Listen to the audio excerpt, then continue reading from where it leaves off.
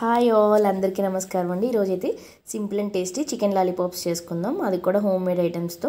First అయితే పసుపు, ఒక పావు టీ స్పూన్ పసుపు, హాఫ్ టీ స్పూన్ సాల్ట్, ఒక స్పూన్ కారం, పావు teaspoon garam masala and half spoon అల్లం వెల్లిపాయ పేస్ట్ వేసుకుని బాగా కలిపేసుకుందామండి.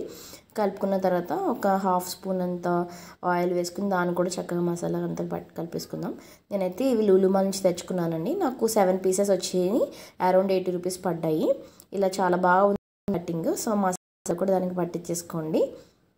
ఇలా పట్టించుకుని ఒక 5 నిమిషాలు అయితే పక్కకు పెట్టుకుందామండి. పక్కకు పెట్టిన తర్వాత ఒక స్పూన్ అంత అయితే బియ్యం పిండి వేసుకోండి. బియ్యం పిండి లేకపోతే కార్న్ఫ్లోర్ మైదా పిండి ఏదైనా వేసుకోండి. బియ్యం పిండి అయితే మనకు ఉంటుంది కాబట్టి ఈజీగా మనం ఇలా పెట్టించుకుని చక్కగా ఇలా లేయర్స్గా పడుతుంది. అరగంట పక్కకు పెట్టుకున్న తర్వాత కడాయిలో కర్రీకి వేసుకున్నంత ఆయిల్ కన్నా కొంచెం ఎక్కువ వేసుకుని షాలో ఫ్రై చేసేసుకోండి. చక్కగా మ్యారినేట్ చేసి పెట్టుకున్న పీసెస్ అన్ని ఒక 5 నిమిషాల తర్వాత రెండో వైపుకి టర్న్ చేయండి. అలా ఒక 5 మినిట్స్కి ఒకసారి ఇలా టర్న్ చేస్తే ఒక 10-15 మినిట్స్లో చక్కగా వేగిపోతాయండి.